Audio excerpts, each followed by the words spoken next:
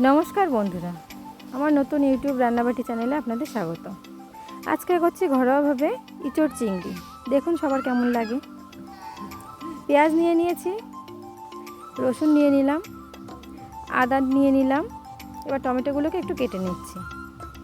গোটা গোটা করে আলুগুলো ভেজে নিচ্ছি তেলে। ওই তেলেই ইঁচড়গুলো ভেজে নিচ্ছি নুন আর হলুদ দিয়ে। এবার তেলে একটু শুকনো লঙ্কা ফোড়ন দিয়ে দিলাম। আর পেঁয়াজগুলোকে গোল্ডেন ব্রাউন করে ভেজে নেব। ভালো করে ভেজে নিচ্ছি পেঁয়াজগুলোকে। দেখুন সুন্দর করে আমার ভাজাটা হয়ে গেছে। এবার দিয়ে দিলাম চিংড়ি মাছগুলো, নুন হলুদ মাখিয়ে রাখা চিংড়ি মাছগুলোকে দিয়ে দিলাম। মাছগুলোকে ভালো করে ভেজে নিচ্ছি। এবার আরেকটু নুন ও হলুদ অ্যাড করলাম।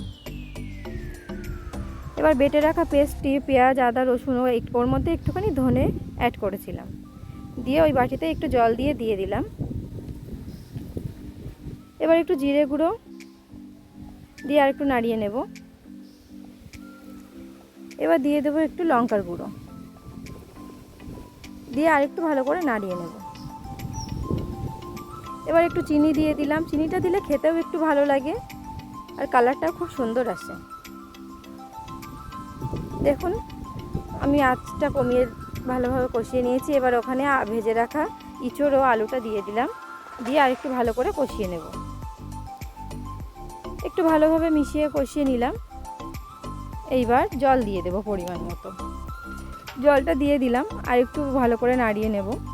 নেড়ে চেড়ে সব জায়গায় নাড়িয়ে দিলাম। এবার ঢেকে দেব। কিছুক্ষণ পর ঢাকনাটা খুলে নিলাম। আমার তরকারিটা অলমোস্ট হয়েই এসেছে।